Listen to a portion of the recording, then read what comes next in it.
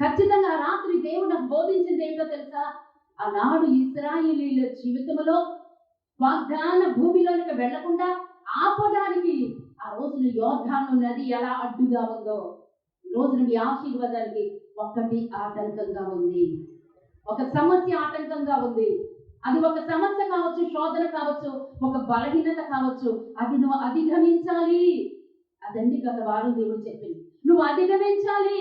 నువ్వు అధిగమిస్తావు, నువ్వు జయిస్తావు, నువ్వు దీవించబడతావు, నువ్వు పోరాడతావు. ఆ పోరాటంలో నీ పక్షాన్ని నేను ఉన్నాను. దేవుడికి స్తోత్రం.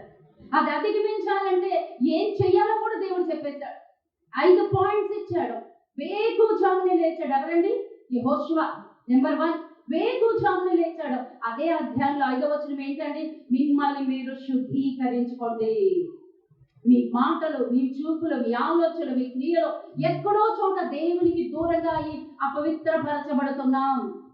ఆ అపవిత్రమైనటువంటి కార్యములు ఒప్పుకోవాలి. ఆ క్రియలు ఒప్పుకుని విడిచిపెట్టేయాలి. Second point. థర్డ్ పాయింట్ ఏంటమ్మా? మందసము మోస్తున్నటువంటి లేవీయులు, యాజకులు. ఆ యొక్క యాజకులు ఎప్పుడైతే యోర్దాను నదిలో అడుగు పెట్టారో యోర్దాను వెనక్కి పారిపోయిందంటండి. నిన్ను చూసి నీ సమస్య వెనక్కి పారిపోబోతుంది. ఇంతవరకు నీ మీదకి పొంగింది, పొర్లుతూ నీ మీదకి వచ్చింది ప్రవాహం వలె. ఈ రోజు నుంచి అది వెనక్కి పారిపోబోతుంది. దాని అడుగులు వెనక్కి పడుతున్నాయి, నీ అడుగులు ముందుకు పడుతున్నాయి. దేవుడికి స్తోత్రం. నీ అడుగులు ముందుకెళ్ళాలి, దాని అడుగులు వెనక్కి వెళ్తాయి. దేవుడు స్పష్టంగా మనకి మాట్లాడి పంపించాడండి. ఈరోజు మన అడుగులు ముందుకున్నాయా, మన అడుగులు వెనక్కున్నాయా? మన అడుగులు వెనక్కున్నాయి అంటే యోర్దాను నీ మీదకి వస్తుంది. మన అడుగులు ముందుకు వెళుతున్నాయి అంటే యోర్దాను వెనక్కి పారిపోద్ది సమస్య. ఎప్పుడైతే యాజకులు మందసం మోసుకుంటూ ఆ యోర్దాను నదిలో కాలు పెట్టారో యోర్దాను ఎగువ నుంచి ప్రవహిస్తున్నటువంటి ఆ జలరాశి ఏకరాశిగా నిలబడిపోయిందండి. అదేమన్నా గోడ ఆగిపోవడానికి? ఆ నీరండి ప్రవహించేది, చలించేటువంటి స్థితి ఉన్నది. అటువంటి ఎప్పుడైతే మందసాన్ని చూసిందో ఆ యోర్దాను నది మందసాన్ని చూసిందండి. సమస్య నీలో ఉన్న దేవుని చూడాలి. అపవాది నీలో ఉన్న దేవుని చూడాలి. నీ పై రూపాన్ని చూస్తే అది నేను భయపడుతుంది. గుండెల్లో దేవుని భద్రపరచుకో. దాని అడుగులు భయపడుతూ వణుకుతూ వెనక్కి పారిపోతాయి. రోజు నీ స్థితి ఎలా ఉంది? ఆ స్థితిని చూసి నువ్వు పారిపోతున్నావా? ఆగరులాగా వద్దు. మన దేవుడు గొప్ప దేవుడు. నిన్ను చూసి ఆ సమస్య వెనక్కి పారిపోవాలి. నిన్ను చూసి ఆగిపోవాలి. యోర్దాను నది ప్రవాహం ఆగిపోయిందండి. దేన్ని చూసి? మందసాన్ని చూసి. ఎప్పుడైతే మందసము ఆ యోర్దాను నదిలో అడుగు పెట్టిందో యోర్దాను ప్రవహిస్తున్నటువంటి ఆ నీరు, ఎగువ నుంచి ప్రవహిస్తున్న నీరు ఆపబడింది. వాక్యం ధ్యానించా. ఆపబడింది. జలరాశి ఏకరాశిగా మారిపోయింది. గోడ కట్టినట్లుగా అయిపోయింది. ఈ ఉన్న నీరేమైంది? కింద ఉన్న నీరు దారి చేసింది. ఇక్కడ ఉన్నటువంటి నీరు ఇటుకొంత చెల్లా చెదిరైపోయి ఆ గట్టు మీద నుంచి పొంగి ఈ సమస్యలో వెళ్ళిపోతుంది. నీ సమస్యలో వెళ్ళిపోతుంది. నిన్ను చూసి, నీలో ఉన్న మందసాన్ని చూసి, నీలో ఉన్న దేవుని సన్నిధిని చూసి, నీలో ఉన్న దేవుని శక్తిని చూసి దూరంగా ప్రవహిస్తున్నటువంటి పొంగుతూ ప్రవహిస్తూ నీ దగ్గరకు వచ్చి నిన్ను తడపాలి, నిన్ను ముంచాలి, నిన్ను కబళించాలని ఆ సమస్య అల్లంత దూరం ఆగిపోవాలి. ఆ మందసం కనుక మనం మోస్తున్నట్లయితే అక్కడ ఆగిపోబోతుంది. ఇక్కడ ఉన్నటువంటి నీరు కుడి ఎడమల మీదకి ఆ గట్ల మీదకి పొంగి వదిలింది. హల్లెలూయా. ఆ గట్ల మీదకి పొంగి వెళ్ళిపోయిందండి. నీకు లేదా ఆశ? నీకు ఆ రోషం లేదా? నీ సమస్య అలా పొంగి ప్రవహించుకుంటూ అది నీ పక్క నుంచి వెళ్ళిపోలేదు, వెళ్ళిపోబోతుంది. సమస్య ఆగిపోబోతుంది. సమస్యను చూసేవాడు నిన్ను చూడకూడదు. ఇంకా నీలో ఉన్న దేవుని చూడాలి, నీలో ఉన్న దేవుని సన్నిధిని చూడాలి, నీలో ఉన్న దేవుని శక్తిని చూడాలి. దేవుడిచ్చి పంపించినటువంటి సందేశం అండి. 5 పాయింట్స్. ఫస్ట్ 1, వేకువజామున లేవాలి. సెకండ్ పాయింట్, నిన్ను శుద్ధీకరించుకో. థర్డ్ పాయింట్ ఏంటో తెలుసా అండి? మందసం. మందసం అంటే ఆ మందసంలో ఏమున్నాయి? మన్నాగల పాత్ర ఉంది, తర్వాత 10 ఆజ్ఞల పలకలు ఉన్నాయి, తర్వాత ఏంటండి చిగిరించినటువంటి అహరోను చేతి కర్ర. అవన్నీ మనం ధ్యానించాం. వాక్యానుసారంగా ఉండాలి, 10 ఆజ్ఞలు వాక్యానుసారంగా ఉండాలి, వాక్యాన్ని చదవాలి, వాక్యానికి సాదృశ్యం. దేవునికి స్తోత్రం కలుగును గాక. వేకువజామున ప్రార్థనకి సాదృశ్యం. ఆ తర్వాత ఇంకోటి ఏంటమ్మా? 10 ఆజ్ఞలు, తర్వాత మన్నా గల పాత్ర. మన్నా దేవునికి వాక్యం. ఎప్పుడు కూడా ఆహారం భుజిస్తూ ఉండాలి. 10 ఆజ్ఞలు, దేవుడు ఆమెను సన్మానించాలి, ఆజ్ఞల ప్రకారం జీవించాలి. మన్నా గల పాత్ర నీలో ఉందా? వాక్యం చదివావా వారమంతా? వారమంతా నిద్ర లేచావా? వేకువజామున నేను ఇక్కడ అటెండెన్స్ వేస్తానన్నాను, లేదా తెల్లవారుజామున అదేంటి ఆన్లైన్ ప్రార్థన పెట్టేద్దాం, రేపేయాలి, ఇంకా తప్పదండి, రాబడి దగ్గరికి వస్తుంది, నాకు ఇచ్చిన కొద్ది మందిని నేను సంరక్షించుకోకపోతే రేపు పొద్దున దేవుడి సన్నిధిలో నీళ్లు గడగడ ఒడుగుతూ చేతులు కట్టుకోవాలండి. ఆ సింహాసనం దగ్గర నన్ను నిలబెడతాడు తెలుసమ్మా. అందుకే కొన్ని సార్లు చాలా ఘాటుగా వస్తుంది వాక్యం. తప్పదు, చెప్పి తీరవలసిందే. ప్రేమించేటప్పుడు ప్రేమించాలి, బొద్దిగించేటప్పుడు బొద్దిగించాలి, ఒక్కొక్కసారి దేవుడికి అప్పగించాలి. హల్లెలూయా.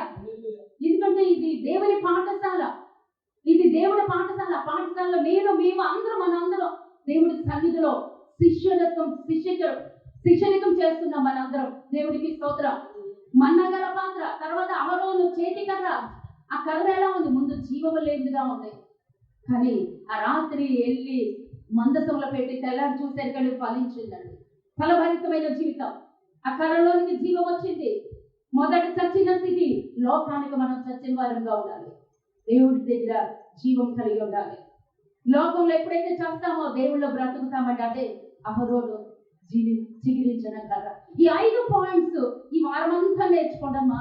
వచ్చే వారు మరొక దేవుడు సందేశం ఇవ్వబోతున్నాడు అన్నాడు. మరి ఎవరు ఎంతవరకు నేర్చుకున్నారో, ఎవరికి ఎంతవరకు వాక్యం గుర్తుందో, ఎవరు ఎంతవరకు వాక్యాన్ని అన్వయించుకున్నారో నాకు తెలియదండి. చెప్పడం వరకే నాకు ఇక్కడ బాధ్యత. దేవుడు చాలా చాలా స్పష్టంగా రాత్రి అంతా నాకు మాట్లాడుతూనే ఉన్నారు. అనేక మంది పొర్లుతున్నటువంటి ప్రవాహం లాంటి సమస్యలు అనేక మంది మీదకి ప్రవాహంలాగా వస్తున్నాయి. ఆ ప్రవాహాన్ని చూసి భయపడి వెనక్కి పారిపోతున్నారు ప్రజలందరూ. సౌలుని చూసి, గొలియాతుని చూసి ఆ యొక్క ఇశ్రాయేలీలందరూ వెనక్కి ఎలా పారిపోయారో, ఈ యోర్దాను నదిని చూసి అలాగే అనేక మంది ప్రజలు పారిపోతున్నారు. నిలబడే వాళ్ళు కావాలి, మందసం మోసేవాళ్ళు కావాలి, ధైర్యంతో ఆ సమస్యను ఎదిరించేవాళ్ళు కావాలి. ఆ సమస్యను ఎదిరించాలి అన్నా, గొలియాతుని జయించాలి అన్నా నీ శక్తి నా శక్తి సరిపోదు. దేవుడు మందసం కావాలి, దేవుని శక్తి కావాలి. అంటే ఏం కావాలి? ఈ యొక్క 5 పాయింట్స్ కావాలి. దేవునితో సహవాసం కలిగి ప్రార్థించే అనుభవం, వాక్యం ధ్యానించే అనుభవం, వాక్యాన్ని భుజించే అనుభవం, వాక్యానుసారంగా ఉండే జీవితం, దేవుని సన్నిధిని మోసుకుంటూ వెళ్ళాలండి. 5 పాయింట్స్ చెప్పాడు. అప్పుడు నీ సమస్య నీ దాకా రాదు. ఆ పొంగినటువంటి ఆ హోరు ఇంక నుంచి నువ్వు వినవు. హోరు సముద్రం దగ్గరికి వెళ్తే ఆ సముద్రం హోరు ఎలా ఉంటుందండి? భయంకరమైన ఘోష. సముద్రం దగ్గరికి వెళ్ళి మీరు అరిచినప్పుడు మీ శబ్దం వినిపిస్తుందా? సముద్రం శబ్దం వినిపిస్తుందా? చెప్పండి. సముద్రం శబ్దమే. అందుకు మనం ఈ మధ్యలో బాగా ఏంటి జలపాతాల దగ్గరికి బాగా అలవాటు అయిపోయింది మనకి కదా, అందుకే విజిలేస్తున్నాను ఈ మధ్యన. అక్కడికి వెళ్తే మరి మాటలు వినిపించు, అందుకే ఖచ్చితంగా విజిల్ బ్యాగ్ లో పెట్టుకుని వెళ్తారు. ఎందుకంటే అందరిని పిలవాలి, అందరిని సమకూర్చుకోవాలి కాబట్టి. మన శబ్దం అక్కడ వినిపించదు. ఆ శబ్దం మీరు వింటున్నారు. నాకు దేవుడు ఎందుకు ఇంకా లోపల నుంచి ఒత్తిడి తెస్తున్నాడు. అందుకే ఈ వాక్య సందేశంలో వెళ్ళడానికి ఇంత సమయం పట్టేస్తుంది. ఒత్తిడి. ఆ శబ్దం వింటున్నారు, ఆ జ్వాల, ఆ హోరు, భయంకరమైనటువంటి ఘోష, ఆ సముద్రపు ఘోష, అవి మాత్రమే చూస్తున్నాయి. ఇప్పుడు ప్రజెంట్ నీ పరిస్థితి అదే. కానీ మందసాన్ని మోసుకుంటూ వెళ్తాం. దేవుడి సన్నిధి మనలో ఉండాలి, ఆ పరిశుద్ధత మనలో ఉండాలి, ఆ ఒప్పుకోలే ప్రార్థన జీవితం మనలో ఉండాలి. అలా ఉన్నప్పుడు ఆ పొంగుచున్నటువంటి యోర్దాను నది దారిచ్చేసింది, దాటుకుంటూ వెళ్ళిపోయారండి ఇశ్రాయేలీయులు. కనాను భూమిలోనికి వెళ్ళి కనాను పంటను భుజించారు. వాళ్ళకి తోడు అయిన దేవుడు నీకు నాకు తోడుగా ఉన్నాడా? ఉన్నాడు. హల్లెలూయా. ఇది పోయిన వారి సందేశం. ఎందుకు ఇంతసేపు పావుగంట సేపు ఎందుకు చెప్పాను తెలుసండి? అది వాగ్దానం అండి. దేవుడు నాకు ఇచ్చిన వాగ్దానం. ఆ వాక్యములో నుంచి, ఆ వాక్యపు వాగ్దాన సందేశములో నుంచి నేనెంత బలపడ్డానో, నేనెంత సంతోషిస్తున్నానో అంత శోధించబడుతున్నాను కూడా రండి. నేను ఏది అనుభవిస్తున్నానో దేవుడు అది మాట్లాడుతూ ఉంటాను. హల్లెలూయా. భక్తుడైనటువంటి దావీదు గారి గురించి ఈ రోజు మరలా మనతో మాట్లాడడానికి దేవుడు ఇష్టపడుతున్నాడు. ఒకసారి అందరూ హల్లెలూయా చెప్దామా? హల్లెలూయా, హల్లెలూయా. భక్తుడైనటువంటి దావీదు గారు ఒక సాక్ష్యం పొందుకున్నది ఏంటో తెలుసండి? దావీదు నా హృదయానుసారుడు, నా హృదయానికి దగ్గరగా ఉన్నాడు, నా చిత్తమంతటిని నెరవేర్చేవాడు, నా ప్రాణప్రియుడు, అతను ఆరాధిస్తే చాలు నేను వెళ్ళిపోతాను అనుకున్నాడు దేవుడు. పరలోకంలో ఉన్నటువంటి దేవుడు భూలోకంలో ఉన్నటువంటి దావీదుని చేరుకోవడానికి ఒకే ఒక మార్గం ఏంటో తెలుసండి? ఆరాధన. అందుకే నాకు అంత పిచ్చండి. పరలోకంలో ఉన్నటువంటి దేవుడి భూలోకంలో ఉన్నటువంటి భక్తుడి చేరుకునేటువంటి మార్గం ఏంటో తెలుసండి? ఆరాధన. దావీదు ఎప్పుడైతే ఆరాధిస్తున్నాడో దేవుడు పరవశిస్తూ వచ్చేసేవాడు. దావీదు తంబుర పట్టుకుంటే చాలు దేవుడు వచ్చేసేవాడు. అందుకే సౌలు గారి మీదకి దురాత్మ వచ్చినప్పుడు దావీదు గారిని పిలిపించుకునేవారు. రాజైన సౌలు ఎప్పుడైతే ఆయన తంబుర మీటితే చాలని దేవుడు వచ్చేవాడు, ఈ దెయ్యం మారిపోయేది. హల్లెలూయా. మనం అలా మారాలి. నాకు తెలుసు మనం అలా మారుతాం. నాకు తెలుసు మనలో అభిషేకించబోతున్నాడు. నాకు తెలుసు అంత శక్తిని దేవుడు కుమ్మరించబోతున్నాడు. దేవునికి స్తోత్రం కలుగును గాక. రానున్న దినాల్లో మీరు అది చూడబోతున్నారు. రానున్న దినాల్లో ఆ అభిషేకాన్ని మీరు పొందుకోబోతున్నారు. రానున్న దినాల్లో ఆ అగ్ని అభిషేకాన్ని మీరు కళ్ళారా చూడబోతున్నారు. దేవునికి స్తోత్రం. కారణం ఏంటో తెలుసండి? వాగ్దానం చేసిన వాడు నమ్మకస్తుడు. హల్లెలూయా, హల్లెలూయా. అయితే ఇక్కడ 3వ అధ్యాయంలో కనుక మనం చూస్తే, యెహోవా నన్ను బాధించువారు ఎంతో విస్తరించి ఉన్నారు, నా మీదకి లేచువారు అనేకులు. దావీదు గారి పరిస్థితి ఎలా ఉందండి? భయంకరమైనటువంటి శోధనల మధ్యన కొట్టుమిట్టాడుతున్నాడు. ఏం చేయాలో తెలియనటువంటి పరిస్థితి. ఆయనకు ఎటు చూసిన విస్తరించి ఉన్నారంటండి. ఎవరు విస్తరించి ఉన్నారు? బాధించేవారు విస్తరించి ఉన్నారు. శోధనలు విస్తరించబడినాయి. శోధించేవారు ఎక్కువైపోయారు, ప్రబలిపోతున్నారు. సంతోషంలో లేడండి దావీదు. ఈ 3వ అధ్యాయం రాసినప్పుడు అరణ్యంలో ఉన్నాడు. ఈ 3వ అధ్యాయం రాసినప్పుడు దావీదు వికటమైన దుఃఖంతో ఉన్నాడండి. చాలా ఏడుస్తున్నాడు. గల కారణం ఏంటో ఈరోజు మనం చూద్దాం. యెహోవా నన్ను బాధించేవారు ఎంతో విస్తరించి ఉన్నారో, నా మీదకి లేచువారు అనేకులు. కొంతమంది బాధించేవారు, కొంతమంది లేచిన వారు. 2 రకాల గుంపులు ఉన్నాయండి. ఒక్కొక్కసారి మన జీవితం అలాగే ఉంటుందండి. కొంతమంది ఏం చేస్తారండి? బాధ పెడతా ఉంటారు, గాయపరుస్తా ఉంటారు కదమ్మా. నచ్చినట్లుగా, దొరికినట్లుగా కుటుంబంలో వాళ్ళు కావచ్చు, బంధువులు కావచ్చు, మళ్ళీ అయితే మనకు ఏ కోణంలో నుంచి వాళ్ళు అపవాది ఎవరిని వాడుకోవాలనుకుంటే వాళ్ళ ద్వారా రకరకాల శోధనలు. బాధించేవారు విస్తరించారంట, కొంతమంది లేచేవారు ఉన్నారు. 2 రకాల గుంపులండి. ఎందుకని ఒకసారి మళ్ళీ చదువుదాం. యెహోవా నన్ను బాధించేవారు ఎంతో విస్తరించి ఉన్నారు, నా మీదకి లేచువారు అనేకులు. దేవుని వలన అతనికి రక్షణ ఏమియో దొరకదని నన్ను గూర్చి చెప్పుకో. ఇది 3వ రకం అండి. ఎలా ఉన్నారండి? నన్ను గూర్చి, ఇది మనం చాలా మంది అనుభవిస్తూనే ఉంటాం కదమ్మా. చదువుతాను గ్రేసమ్మా. దేవుని వలన అతనికి రక్షణ ఏమీ దొరకదని నన్ను గూర్చి చెప్పువారు అనేకులు. మనల్ని బలపరిచే వారి కన్నా కృంగదీసే వాళ్ళ సంఖ్య ఎక్కువ ఉంటుందండి.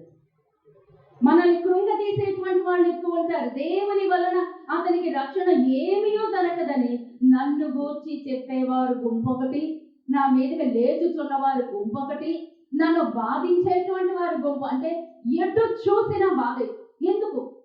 ఎందుకు దావీదు గారు అలాంటి పరిస్థితుల్లో ఉన్నారు అని అంటే, ఆ పైన చిన్న అక్షరాలతో వ్రాయబడి ఉంది. చదవండమ్మా.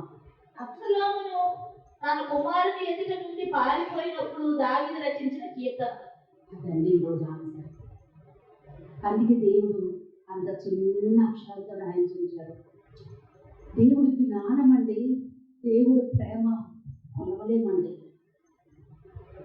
ఇంత 8 వచనాల వాక్య సందేశానికి ఆన్సర్ ఎక్కడుందో తెలుసండి? ఆ పైన ఉంది. ఆ పైనే ఆన్సర్ అంతా పైనే ఉంది.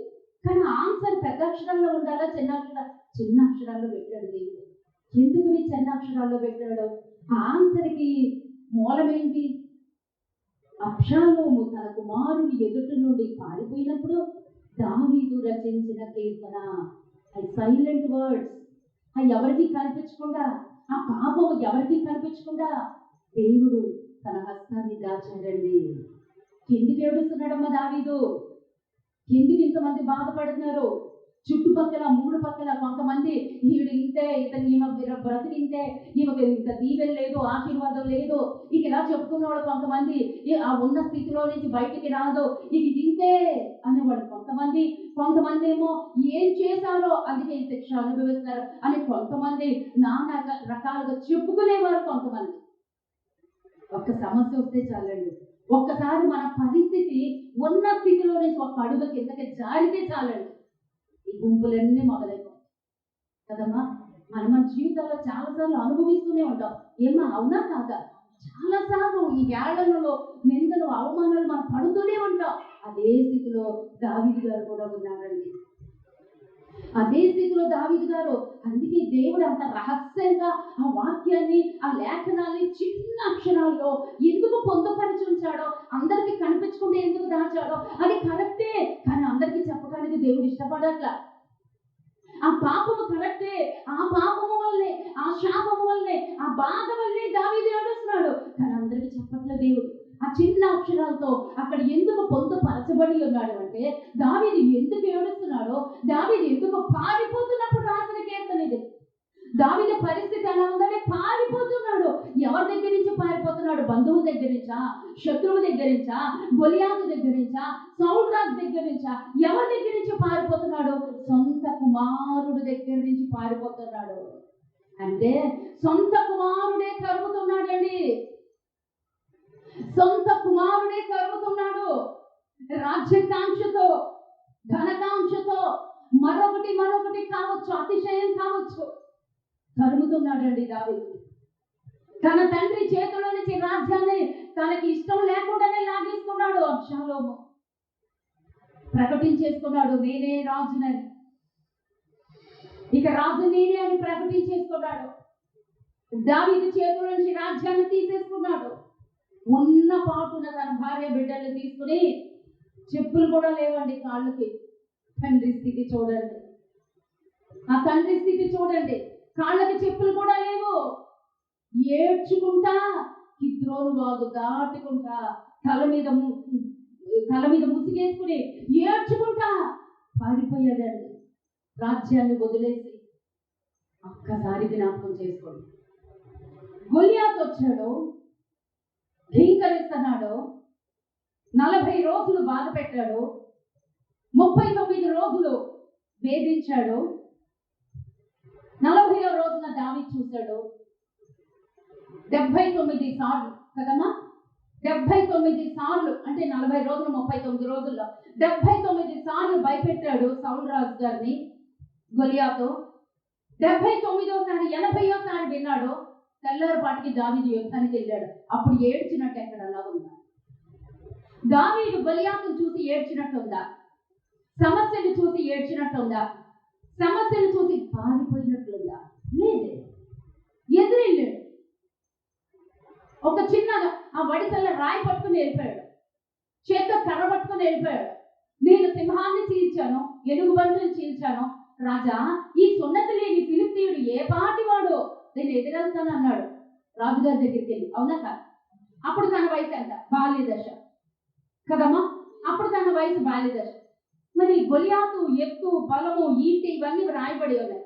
దేన్ని చూసి భయపడలేదు, దేన్ని చూసి ఏడవలేదు, నన్ను చంపేస్తాడు అని భయపడలేదు. కానీ ఈరోజు ఎందుకు ఏడుస్తున్నాడు? సొంత కుమారుడు. అందరూ ఉన్నాం, సొంత కుమారుడు. ఓకే, ఈరోజు దావీదు ఏడుస్తున్నాడు. సౌలు గారు తరిమాడు.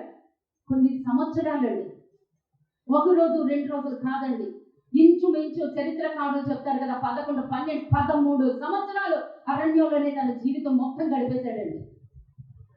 తన జీవితం మొత్తం అరణ్యంలోనే చాలా మటుకి పారిపోతూ ఉన్నాడే కానీ అంతగా ఏడవలేదు.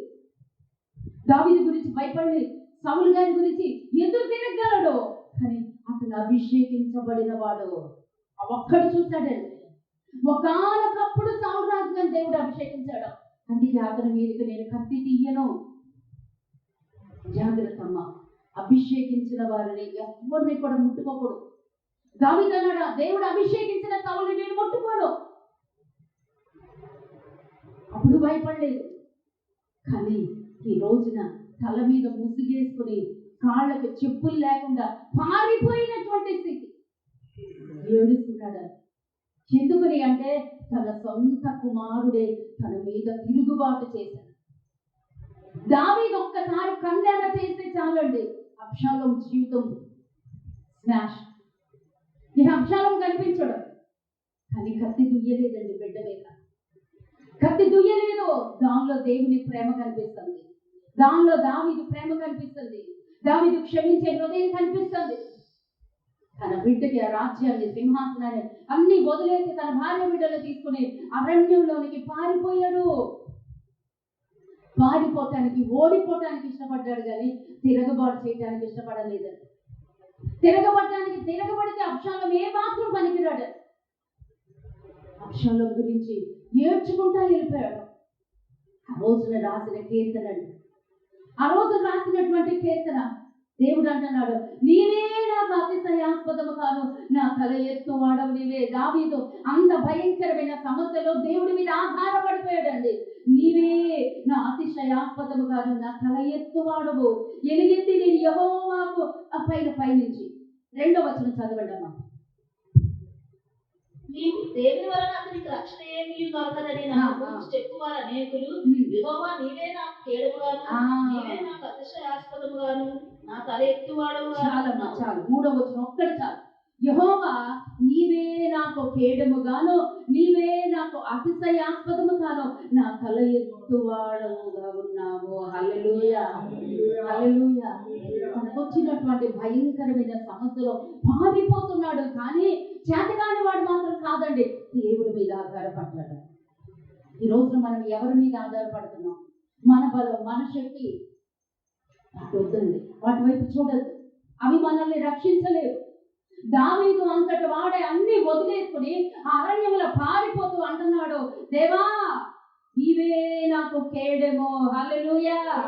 యెహోవా నీవే నాకు కేడెముగాను, నీవే నాకు నా అతిశయాస్పదముగా, నా తల ఎత్తువాడవుగాను. అంటే నీవే నా కవచం, నువ్వే నా తల ఎత్తుతావు, నువ్వే సమస్య తీసివేస్తావు. కవచము అంటే ఏంటో తెలుసండి, కేడెము అంటే ఏంటో తెలుసు. మరి కవచం, యుద్ధానికి ప్రొటెక్షన్ ఉంటుంది కదండి, ఫ్రంట్ భాగం అంతా కప్పబడుతుంది, ఏ బాణం వచ్చినా తగలదు, ప్రాణానికి అపాయం ఏమి ఉండదు. కవచం. కేడెము అంటే ఏంటో తెలుసండి, కవచము. ఈరోజు వాక్యం ఇదేనండి. అంత శ్రమలో కూడా దావీదు ఏమంటున్నాడు తెలుసా, యెహోవా నీవే నా కేడెము. ఈరోజు మనం ఆ మాట చెప్పగలమా? చెప్పాలి. ఈరోజు చెప్పమని అడుగుతున్నాడు దేవుడు. ఈ రోజు ఇదే మనకి పాఠంగా నేర్పించి బయటికి పంపిస్తున్నాడు దేవుడు. నీకు సమస్యలు ఉన్నాయి, శోధనలు ఉన్నాయి, నిన్ను తరుముతున్న వారు ఉన్నారు, నువ్వు పారిపోతూ ఉన్నావు. ఎవరి దగ్గర నుంచి? ఒక్కొక్క సందర్భంలో సొంత వాళ్ళే శత్రువులైపోతారు, సొంత వాళ్ళే శత్రువులైపోతారు. అనేకమైన సమస్యలు, కరమబడుతున్నావేమో, ఏడుస్తున్నావేమో, పారిపోతున్నావేమో, దుఃఖిస్తున్నావేమో, దాక్కుంటున్నావేమో. నా దాగు చోటు ఎవరు? దేవుడే. హల్లెలూయా. అందుకే దావీదు అన్నాడు, యెహోవా నీవే నాకు కేడెము. కేడెము అంటే ఏంటో తెలుసా? కవచము. కవచం అంటే ఏంటో తెలుసా? దేవా నువ్వే నన్ను కాపాడుతావు, నువ్వే నన్ను సంరక్షిస్తావు, నువ్వే నా దాగు చోటువి నీవే. నువ్వెవరి వైపు చూస్తావు? సమస్య వచ్చినప్పుడు పలానా వాళ్ళు నన్ను కాపాడుతారు, నన్ను రక్షిస్తారు. ఎవరి మీద ఆశ పెట్టుకోవద్దు, అది ఆన్సర్. ఎవరి మీద ఆశ పెట్టుకోవద్దు, ఎవరిని నమ్మద్దు. దేవుడు నిన్ను కాపాడడానికి ఇష్టపడుతున్నాడు. దేవుడి రోజు ఇచ్చిన సందేశం ఏంటో తెలుసా? వాగ్దాన సందేశం ఏంటో తెలుసా? యెహోవా నా కేడెము, ఆయనే నా అతిశయాస్పదము, ఆయనే నా తలెత్తువాడు. ఈ రోజు తల దించబడి ఉన్నావేమో, ఈ రోజు నేను ఓడిపోయినట్లుగా కనిపిస్తున్నావు కాబోలు. దేవుడిచ్చే వాక్య సందేశం ఏంటో తెలుసా? దావీదు ఎలా ఆధారపడ్డాడు తెలుసా? ప్రభువా నా తలెత్తేవాడు నీవేనైనా. ఈ రోజు నేను బహుశా పారిపోతున్నానేమో, కానీ ఆ సమస్యలో నుంచి విడిపించేవాడు నీవే, ఆ శోధంలో నుంచి విడిపించేవాడు నీవే తండ్రి. ఆ శత్రువుతో యుద్ధము చేసేవాడు నీవే. 4వ వచనం, ఎలుగెత్తి నేను యెహోవాకు మొరపెట్టినప్పుడు ఆయన తన పరిశుద్ధ పర్వతము నుండి నాకు ఉత్తరం ఇచ్చును. చాలండి. సమస్యలు మనం ఏం చేయాలి? సమస్యలో ఎలుగెత్తి మొరపెడుతున్నామా? మన ప్రార్థన ఎలా ఉంది? మన వేదన, మన దుఃఖము, మన సమస్యలు, మన శోధనలు ఉన్నప్పుడు మన ప్రార్థన తీవ్రత పెరగాలండి. ఆ ప్రార్థన తీవ్రత పెరిగినప్పుడు దేవుడు తన సైన్యముతో దిగి వచ్చేస్తాడు. హల్లెలూయా. నువ్వు యుద్ధం చెయ్యక్కర్లేదు, నువ్వు పారిపోనక్కర్లేదు, ఓడిపోనక్కర్లేదు, నువ్వు రోధించక్కర్లేదు. దేవుడి మీద ఆధారపడు. ఈ రోజు మన విశ్వాసం ఎలా ఉంది? దావీదు దేవుడి మీద ఆధారపడ్డాడు. అందుకే ఒకానొక టైం వచ్చిందండి, శోధించబడే పీరియడ్ కొంచెమే ఉంటుందండి. ఆ సమయం మనం తట్టుకోలేము. అందరి జీవితాల్లో ఉంటాయి. ఒకప్పుడు మోషే పారిపోలేదా అండి? చెప్పండి. మోషే పారిపోయడా లేదా? ఎక్కడికి? మిథ్యాను. Very good. మిథ్యాను అరణ్యవానికి పారిపోయాడమ్మా. మోషే పారిపోలేదా? మరి దావీదు పారిపోలేదా? కొన్ని సందర్భాల్లో ఎవరినైనా దేవుడు శోధిస్తాడో ఆ శోధనలోని గొప్ప గుణపాఠాలు ఉంటాయండి. ఎందుకు ఆ శోధనకి విడుదలిస్తాడో తెలుసండి? ఎప్పుడు మన జీవితంలో ఆ తప్పు చెయ్యమో ఇక దాని మీద మనసు ఉండదు. మన జీవితమే మనకి గుణపాఠం. అందుకే అనేకమైన గుణపాఠాల ద్వారా దేవుడు మనల్ని నడిపిస్తాడండి. దావీదు అంటాడు, శ్రమ నుండి ఉండుట నాకు మేలాయను. శ్రమలు మనకి మేలా కీడా? చెప్పండి. మనకి తెలిసి కీడే, కానీ దేవుడు అంటున్నాడు అది మేలు. నీ యొక్క శ్రమలన్నీ కూడా నీకు మేలుగా, నీకు దీవెనగా, నీకు ఆశీర్వాదంగా నేను మార్చేస్తాను. ఈరోజు దేవుడు ఇచ్చే సందేశం ఏంటో తెలుసా? దావీదు ఓడిపోతున్నట్లుగా కనిపిస్తున్నాడు, పారిపోతున్నట్లుగా కనిపిస్తున్నాడు, దుఃఖిస్తున్నట్లుగా కనిపిస్తున్నాడు. ఒక రోజు వచ్చిందండి, తలవేస్తాడు. అబ్షాలోము చేతిలో నుంచి మరలా రాజ్యాన్ని తీసి దేవుడే మరలా దావీదుకి ఆ రాజ్యం ఇచ్చేసాడు. ఈరోజు సందేశం ఏంటి? నువ్వు ఎక్కడ ఓడిపోయావో అక్కడే నీ తల ఎత్తబడాలి. నువ్వు తల ఎత్తబడాలి అంటే ఏం చేయాలి? కేడముగా, కవచముగా మనం ఆయన ధరించుకోవాలి. యుద్ధానికి వెళ్ళేటువంటి ఆ సైనికుడు ఎలా ఉంటాడు? సర్వాంగ కవచం ధరించుకుని ఉంటాడు. నువ్వెవరి మీద ఆధారపడాలి? నీ దాగు చోట ఎవరు? సమస్య వస్తే గబగబా మనం తీసేది ఏంటో తెలుసా? మన ఆయుధం. నాకు తెలిసిన ఆయుధం దేవుడి తర్వాత ఇంకో ఆయుధం ఒకటి ఉందండి. ఏంటో తెలుసా అండి? దేవుడే మొదటి ఆయుధము, వాక్యమే ఆయుధము. తర్వాత రెండో ఆయుధాన్ని కూడా దేవుడు నాకు ఇచ్చాడు. ఏంటో తెలుసా? ఫోన్ ఇచ్చాడు. ఫోన్లో చాటింగ్స్ కాదండి.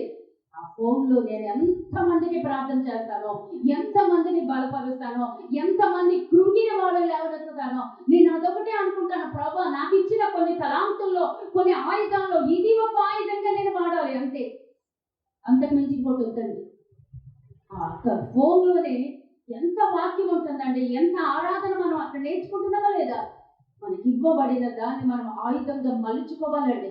అంతే తప్పించి ఏదైనా సమస్య రాగానే టంగమని ఫోన్ తీసేసి వాళ్ళకి చెప్పేసుకొని ఏడ్చేసి, వీళ్ళకి చెప్పుకొని ఏడ్చేసి, అదంతా టైం వేస్ట్ అండి. అదే బాధపడతాడు దేవుడు. నాకన్నా ఎక్కువగా వాళ్ళ మీద ఆధారపడతాడు. నువ్వెవరి మీద ఆధారపడతావు? దావీదు అన్నాడు, దేవా నేను నీ మీదే ఆధారపడు. యెహోవా నాకు ఆధారము. ఎవరు? యెహోవా నాకు ఆధారం. 5వ వచనంలో ఉన్నాడు, యెహోవా నాకు ఆధారము. కావున నేను పండుకొని నిద్రపోయి మేలుకొందును. 10,000 మంది దండెత్తి నా మీదకి మోహరించి నన్ను నేను భయపడను. చాలండి. ఈ రోజున వాక్య సందేశం ఏంటో తెలుసా? దేవుడు నాకు బోధించింది ఏంటో తెలుసా? అనేక మంది భయపడుతున్నారు. వారి జీవితాల్లో ఉన్నటువంటి ఆ యొక్క సమస్యను చూసి భయపడి ఎక్కడో తీవ్రమైనటువంటి గుండెల్లో భయం. దేనికో నాకు తెలియదండి. ఎవరు దేనికి భయపడుతున్నారో నాకు తెలియదు. ఖచ్చితంగా భయపడుతున్నారు. ఖచ్చితంగా దేవుడు నాకు నేర్పించినటువంటిది మాత్రం ఎక్కడో భయం, కృంగుదల. ఏదో చూసి భయపడుతున్నావు, ఏదో చూసి కృంగిపోతున్నావు. అందుకే అన్నాడు, నీకు ఆధారంగా నువ్వు దేవుడు కలిగి, నువ్వు భయపడదు, నువ్వు పారిపోవు, నువ్వు ఓడిపోవు. దేవుడు నీ తలెత్తుతాడు. సమస్యల దగ్గర సమస్యలు చూసి నువ్వు వణికిపోతున్నావా? ఆ సమస్యలు దేవుడి చేతులకు అప్పగించమ్మా. నీకు నేర్పించే పాఠం ఏంటో తెలుసా? నువ్వు దేవుడి మీద ఆధారపడు అంటే కొంచెం సేపు దేవుడి దగ్గర కూర్చో. ఆ పరుగులు లేకపోతే మన జీవిత ప్రయాసలు కొంచెం సేపు పక్కన పెడదాం. మీరే కాదండి, నేనైనా మీరైనా మనందరం ఎలా ఉన్నాము అంటే ఈ పందుల పరుగులే ఉన్నాయి మనకి. ఒక్కొక్కడికి ఒక్కొక్క రకమైన సమస్య, ఒక్కొక్కరికి ఒక్కొక్క రకమైన పోరాటం. దేవుడు ఈ రోజు మనకి నేర్పేది ఏంటో తెలుసు? ఆగమ్మ, కాసేపు ఆగు, కొద్దిసేపు నిమ్మడించు, కొంచెం సేపు ఆగి కాసేపు ఒక పక్కన నిమ్మడంగా కొంచెం దేవుడు ఎదురుపెట్టే సమస్య ఎలుగెత్తి మొదపెట్టు. నీ గుండెల్లో ఉన్న బాధ అంతా అక్కడ పెట్టు, మనుషుల దగ్గర కాదు. నీ గుండెలో ఉన్న బాధ అంతా దేవుడు పాదాల దగ్గర కృమ్మరించు. దేవుడు దిగి వస్తాడు. 10,000 మంది నీ ప్రక్కన ఎంతమంది శత్రువులు వచ్చినా అపాయం నీ దగ్గరికి రాదు. నువ్వు దేనికి భయపడవు. దేనికో ఈ రోజున భయపడుతున్నావు, ఎక్కడో వణికిపోతున్నావు. ఈ రోజున ఎక్కడో ఏ సమస్య నిన్ను కృంగదీస్తుంది. ఖచ్చితంగా ఉన్నావు, ఆ పోరాటంలో ఉన్నావు, ఆ సమస్యలో ఉన్నావు, ఆ భయంలో ఉన్నావు. నిన్ను భయపెడుతుంది. దేవుడు అంటున్నాడు, భయపడు, యెహోవా నా కేడము. హల్లెలూయా. యెహోవాయే నా కేడము. ఏంటండి? యెహోవాయే నా కేడము, నీవే నాకు కేడముగాను, అతిశయాస్పదం అంటే ఆయనే ఇంకా మనకి సర్వం. నా తల ఎత్తువాడవుగాను. ఈరోజు నీ తల దించబడుతున్నామా? సిగ్గుతో. సిగ్గు కాదా చెప్పండి? అవమానం కాదా? రాజుగారు దావీదు గారు అంటే అసలు ఏంటండి, ఇంకా తిరుగులేని చక్రవర్తి అండి. ఈరోజు సిగ్గుపడట్లేదా? తల దించుకోలేదా? ఎవరి దగ్గర? సొంత కొడుకు దగ్గర. అవమానం, తల దించుకున్నాడు, పారిపోతున్నాడు. ఈరోజు నువ్వు కూడా ఎక్కడో అలా తల దించుకొని ఉన్నావమ్మా. అది నీ సొంత వాళ్ళు కావచ్చు, నీ భర్త దగ్గర కావచ్చు, నీ బిడ్డ దగ్గర కావచ్చు, నీ భార్య దగ్గర కావచ్చు, నీ బంధుమిత్రుల దగ్గర కావచ్చు, ఎక్కడో, లేదా నీకు డ్యూటీలో కావచ్చు, ఎక్కడో దేనికో భయపడుతూ బ్రతుకుతున్నావు. ఇక నా జీవితం ఏంటి, ఇక మారదు, నా సమస్య నన్ను విడిచిపోదు అని నువ్వు అనుకుంటున్నావు. తల్లి, దేవుడు ఇచ్చిన సందేశం ఏంటో తెలుసా? యెహోవా ఆయనే నీ కేడము, నీ కవచము, నీ తల ఎత్తువాడు. వాక్య సందేశం ఏంటో తెలుసా? నువ్వు భయపడుతున్నావు. ఆ పారిపోయినటువంటి మోషేని దేవుడు తీసుకున్నా లేదా? 40 సంవత్సరాలండి. 40 సంవత్సరాలు మనం ఉండగలమా చెప్పండి? జీవితం మొత్తం దానిలోనే అయిపోయిందండి. ఇంకేమైనా ఆశలు ఉంటాయా? ఇంకేమైనా కోరికలు ఉంటాయా? దేవుడు పదును పెట్టాడంటే అలాగే ఉంటుందండి. నాకు తెలుసండి, దేవుడు పెట్టే పదును అలాగే ఉంటుందండి. మళ్ళా వెనక్కి మెడ తిప్పినా ఎవదండి వెనక్కి. పదును, దేవుడు పెట్టే పదును అలా ఉంటుందండి. ఏతే మెడక తిగి పడిపోవాలి, అంత పదును వస్తుంది దేవుడి చేతులకి మనల్ని అప్పగించేస్తుంటే. ఆ కత్తికి దేవుడికి స్తోత్రం, దేవుడికి అప్పగించుకుందామండి. మోషే పారిపోయాడు, బలహీనుడిగా పారిపోయాడు, బహిష్కరించబడ్డాడు, నిందతో అవమానంతో సొంత వాళ్ళే దూషించారు. అరణ్యంలోకి పారిపోయాడు మోషే. 40 సంవత్సరాలండి నాయకుడిగా తీసుకొచ్చేసాడు దేవుడు. పదులు పెట్టబడ్డాడా లేదా? పర్వతం ఎక్కాడా లేదా? దేవుడు చూశాడా లేదా? దేవుడి శక్తిని పొందుతా అంటే ఈ రోజు దేవుడికి ఏం బోధిస్తున్నాడు?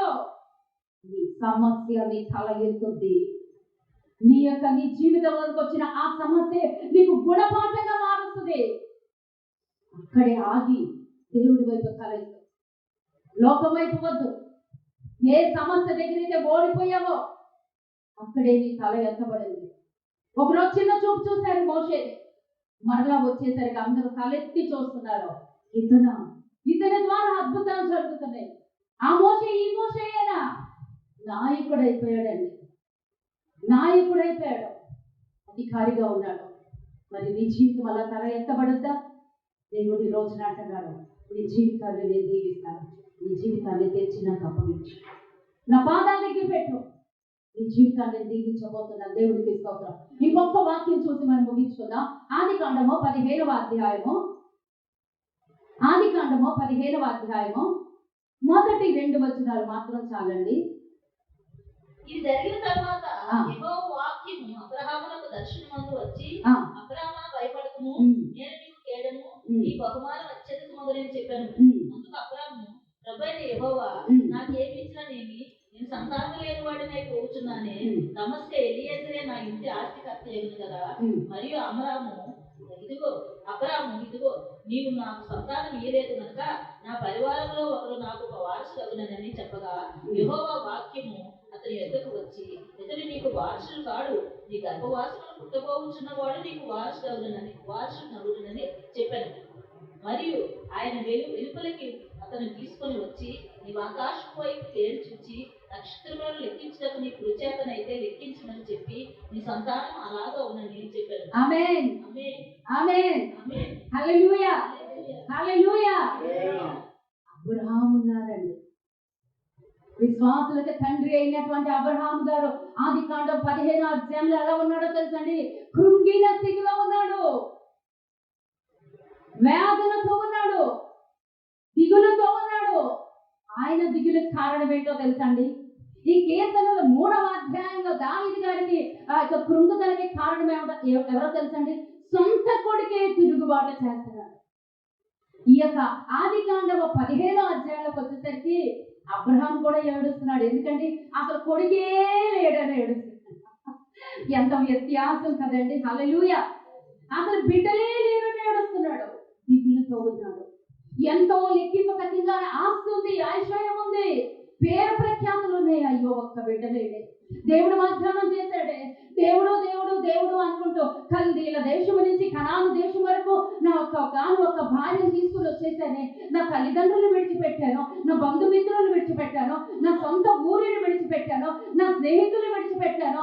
దేవుడు నన్ను దీవిస్తాను అన్నాడు కాబట్టి అన్ని వదిలేసుకొని వచ్చేసాను. కానీ ఈ రోజున దేవుడు నన్ను దర్శించట్లేదు.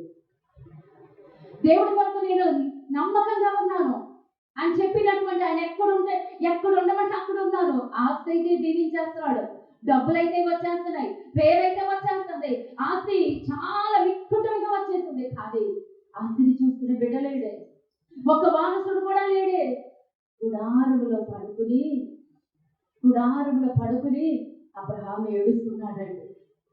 ఎవరున్నారమ్మా ఈ రోజు ఇలా? ఎవరున్నారు ఇక్కడ పగిలిన హృదయంతో? ఎక్కడో పగులుతుంది నీ హృదయం, బీటలు వారుతుంది నీ హృదయం, బిడ్డల విషయంలో నీ హృదయం బద్దలవుతుంది, కుటుంబ విషయంలో లేదా నీ జీవితం విధి విధానంలో ఎక్కడో నీ హృదయం అనే ఆ పాత్ర పగిలితో దేవుడు చూశాడు. నాకు దేవుడు బోధించేది చాలా క్లారిటీగా అర్థమవుతుంది. ఆ పగిలిన పాత్రని ఆ ఇర్మియా దగ్గరికి వెళ్ళి అంటున్నాడు, ఇర్మియా గ్రంథ 18 ఇర్మియా కుమ్మరివానికి వెళ్ళు, వెతుక్కుంటా వెళ్ళాడు, నీకు పాట నేర్పిస్తా అన్నాడు. వెళ్ళాడు, ఆ ఇర్మియా కుమ్మరివానికి వెళ్ళి, ప్రభువా నేను వచ్చేసాను, అయితే చూడు ఆ కుమ్మరివాని చేతిలో ఏముంది? మట్టి పాత్ర ఉందయ్యా. మరలా ఏమైంది? అయ్యా అది పగిలిపోయింది అయ్యా, అయ్యా అది పగిలిపోవటం నేను చూస్తున్నానయ్యా, అయ్యా అది విడిపోవటం నేను చూశానయ్యా, అది బద్దలైపోవటం నేను చూశానయ్యా, ఆ పాత్ర పగిలిపోవటం నేను చూశానయ్యా. అయితే ఇంకొంచేపు అక్కడే నిలబడి చూడ ఏం జరుగుతుందో. మరలా నిలబడి చూస్తున్నాడు. ఆ కుమ్మరివాడు విసుక్కోకుండా ఆ మరలా పగిలిపోయినటువంటి, బద్దలైపోయినటువంటి, బీటలు వారినటువంటి, పాడైపోయినటువంటి ఆ పాత్రని మరలా తీసుకుని తన నైపుణ్యంతో మరలా దాన్ని పిసికి ఆ మెత్తన చేసి దానిలో ఉన్నటువంటి ఆ మలిన పదార్థాలన్నీ తీసివేసి మరలా దాన్ని పాత్రగా తయారు చేయడం నేను చూస్తున్నానయ్యా. మరలా దాన్ని సారి మీద పెట్టడం నేను చూశానయ్యా. మరలా దాన్ని మరొక అందమైనటువంటి పాత్రగా అతని నైపుణ్యాన్ని బట్టి, అతని జ్ఞానాన్ని బట్టి, అతని చాకచక్యాన్ని బట్టి తయారు చేయడం నేను చూడగలుగుతున్నానయ్యా. అయ్యా ఇర్మియా చూసింది చాలు. అది నేర్పించడానికే ఈ రోజు నేను ఇక్కడికి తీసుకొచ్చాను. ఇశ్రాయేలీయులు పగిలిన పాత్రలుగా ఉన్నారయ్యా, పాడైపోయిన పాత్రగా ఉన్నారయ్యా, బద్దలైపోయినటువంటి పాత్రలుగా ఉన్నారు. నా జీవితం పాడైపోయింది, మా జీవితాలు ఇంకా నాశనం అయిపోయింది, మమ్మల్ని బాగు చేసే వాళ్ళు లేదని ఇశ్రాయేలీయులు రోధించుచుండగా వాళ్ళని నేను చూస్తున్నాను. నువ్వు ఆ మట్టి పాత్రని ఎలా చూస్తున్నావో, నువ్వు ఆ కుమ్మరి వాణిని ఎలా చూస్తున్నావో, నేను ఇశ్రాయేలీయులు ఆ పాడైపోయిన వాళ్ళ బ్రతుకుల్ని నేను చూస్తున్నాను. ఇర్మియా, నువ్వు యొక్క కుమ్మరి వాణి చేతిలో ఉన్నటువంటి ఆ మట్టి పాత్రని, పగిలిన పాత్రని, బద్దలైపోయిన పాత్రని, పాడైపోయినటువంటి పాత్రని నువ్వెలా చూస్తున్నావో, ఆ వెలిగిపోయినటువంటి పాత్రని నువ్వెలా చూస్తున్నావో, నేను అలాగే ఇశ్రాయేలీయుల పాడైపోయిన బ్రతుకుల్ని నేను అలా చూస్తున్నాను. ఆ కుమ్మరి వానికి అంత నైపుణ్యత ఉండి మరలా ఇంకొక అందమైన పాత్రని ఎలా తయారు చేశాడు. నేనంతకన్నా పరమ కుమారిని. చప్పట్లు కొట్టి దేవుడికి స్తోత్రాలు చెల్లించుదా. నువ్వు ఎప్పుడైతే చప్పట్లు కొట్టి దేవుడికి స్తోత్రాలు చెల్లిస్తున్నావో ఆయన చేతులు వచ్చి నిన్ను తాకుతున్నాయి, ఆయన చేతులు వచ్చి నిన్ను స్పర్శిస్తున్నాయి, ఆయన చేతులు వచ్చి నిన్ను అభిషేకిస్తున్నాయి, ఆయన చేతులు వచ్చి మరొక పాత్రగా ఆ సారిగా పెట్టేటువంటి ఒక పాత్రగా నిన్ను ఈ రోజున మార్చుచున్నాడు. దేవుడికి స్తోత్రం కలుగునగాక. ఆయన చేతులు ఆ కుమ్మరి వారి చేతుల మట్టిని ఎలా తాకుతున్నాయో ఈ రోజున నిన్ను దేవుడు తాకుతున్నాడు. ఆ పీటలు వాదినటువంటి ఆ పాత్రని దేవుడు ఆయన చేతులు పట్టుకున్నాడు. పగిలిన పాత్రకి మారుగా మరొక పాత్రను తయారు చేస్తున్నాడు. దేవుడికి స్తోత్రాలు. ఆది కాండము 15వ అధ్యాయంలోకి వచ్చేసి ఇంకొక పగిలిన పాత్ర ఉందండి. ఆ పాత్ర ఎవరో తెలుసా? అబ్రహాము. మన తండ్రి మూల పురుషుడైనటువంటి అబ్రహాము గారు ఏడుస్తున్నాడండి. గుడారంలో ఉన్నాడు. శారమ్మకి కనిపించకుండా మరొక పక్కకి తిరిగిపోయి ఏడుస్తున్నాడు. శారమ్మ చూడలేదండి. ఆమె నిద్రలోకి వెళ్ళిపోయిన తర్వాత ఆమె వెలుగుగా ఉన్నప్పుడు ఏడిస్తే ఆమె కూడా ఏడుస్తుంది, కృంగిపోతుంది. ఎవరికి తెలియకుండా దుప్పటి కప్పుకొని ఆ గుడారంలో మూలుగుతున్నాడు, ఏడుస్తున్నాడు, రోధిస్తున్నాడు. ఈ రోజున ఎవరికి తెలియనటువంటి మనోవేదన నీ హృదయంలో ఉంది కాబోలు. అందుకే దేవుడు నొక్కి ఒక్క నుంచి చెప్తున్నాడు.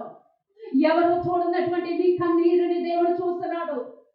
ఎవరు విన్నటువంటి ఆ మౌలికలు దేవుడు వింటున్నాడు. ఎవరు చేయలేని కార్యము దేవుడు చేయబోతున్నాడు. అందుకే దేవుడు అంటున్నాడు. అందుకే 5వ వచనంలో దేవుడు అంటున్నాడు, మరియు ఆయన వెలుపలికి అతన్ని తీసుకుని వచ్చి 4వ వచనం, యెహోవా వాక్యము అతని యొద్దకు వచ్చి. చాలండి. 4వ వచనం, యెహోవా వాక్యము అతని యొద్దకు వచ్చి. దాని అర్థం ఏంటో తెలుసండి? ఏడుస్తున్నటువంటి అబ్రహాము వెతుక్కుంటా వచ్చాడండి. కన్నీరు కాలుస్తున్నటువంటి అబ్రహాం వెతుక్కుంటా, దేవుడు గుడారం వెతుక్కుంటా, అబ్రహాం గుడారం వెతుక్కుంటా ఎలా వచ్చాడో ఈ రోజున నిన్ను వెతుకుతున్నాడు. అందుకే వాక్యము అతని యొద్దకు వచ్చి. ఆయన ఎవరండి? వాక్య స్వరూపుడు. ఇప్పుడు నీ దగ్గరికి ఎలా వస్తున్నాడు? వెతుక్కుంటా వస్తున్నాడు. నువ్వున్న స్థితిలోకి ఆయన వస్తున్నాడు. నువ్వు కురిగిన స్థితిలో ఉన్నావా? వేదనతో ఉన్నావా? రోధిస్తూ ఉన్నావా? ఎవరికి కనబడకుండా దొంగ చాటుగా ఒంటరిగా కన్నీరు పంచుకునేవారు. ఈ మూలుగులు పగిలినటువంటి స్థితి చూస్తున్నాడు. వాక్యము అతని యొద్దకు వచ్చి అతను అన్నాడు, ఇతడు నీకు వారసుడు కాడు, నీ గర్భమున పుట్టబోవు, వాడు నీకు వారసుడు అవునని చెప్పాడు. దేవుడు అబ్రహాము దగ్గరకు వచ్చి అన్నాడు, అబ్రహామా నువ్వు బయటికి రా ఒకసారి. నువ్వు ఉన్న స్థితిలో నుంచి బయటికి రా. నువ్వు ఆ గుడారంలో ఉండిపోవద్దు. ఆ గుడారంలో నుంచి నువ్వు బయటికి రా. నువ్వు బయటకు వస్తే ఏం జరగబోతుందో చూపిస్తా. బయటకు వచ్చేసాడు. అబ్రహామా ఒకసారి బయటికి రా. వచ్చాడు. చిత్తం తండ్రి అన్నాడు. అబ్రహామా ఒకసారి తల ఎత్తి ఆకాశం తట్టు చూశాడు. నీ చేతనైతే, నీకు లెక్క పెట్టగలిగితే, నీకు చేతనైతే ఆకాశంలో ఉన్న నక్షత్రాలన్నీ లెక్క పెట్టు. చూశాడు. ప్రభువా నా వల్ల కాదు ప్రభు, నేను లెక్క పెట్టలేదు ప్రభు. అంత సంతానం నీకు ఇస్తాను, అంత సంతానం నీకు ఇస్తాను. సముద్రం దగ్గరికి తీసుకెళ్ళాడు. అబ్రహామా ఈ ఇసుక రేణువులు లెక్క పెట్టు. వెంటనే అన్నాడు, ప్రభువా అసాధ్యం ప్రభు, నేను లెక్క పెట్టలేను ప్రభు. వెంటనే దేవుడు అన్నాడు, అబ్రహామా అంత సంతానం నీకు ఇస్తాను. ఈ రోజున నువ్వు కృంగుతున్నావు, ఏదో ఒక సమస్య దగ్గర నలిగిపోతున్నావు, ఏదో ఒక సమస్య నీకు బాధిస్తుంది. అందుకే దేవుడు అన్నాడు, ఉన్న ఆ పరిస్థితుల్లో నుంచి బయటికి రా, ఆ గుడారంలో నుంచి బయటికి రా, ఆ బంధకాల్లో నుంచి బయటికి రా, నా వైపు తలెత్తి చూడు. నువ్వు ఉన్నటువంటి ఆ సరిహద్దును మాత్రమే తీసుకుని అక్కడే ఉండిపోయావు. అక్కడి నుంచి బయటికి రా. దేవుడితో నడవడం నేర్చుకో, దేవుడితో మాట్లాడడం నేర్చుకో, దేవుడితో సహవాసం నేర్చుకో. ఎప్పుడైతే దేవుడితో సహవాసం చేస్తావో, ఒక్క బిడ్డ కూడా లేడే, ఈ ఆస్తి అంతటికి ఎలియాజరే హక్కుదారుడైపోతాడే అంటే దేవుడు అన్నాడు ఎలియాజరు హక్కుదారుడు కాదు, నీ గర్భమున పుట్టిన బిడ్డని నేను దీవించబోతున్నాను. చప్పట్ల కొట్టి గట్టిగా గట్టిగా గట్టిగా గట్టిగా గట్టిగా గట్టిగా దేవుడు స్తోత్రం చెల్లించుదాం.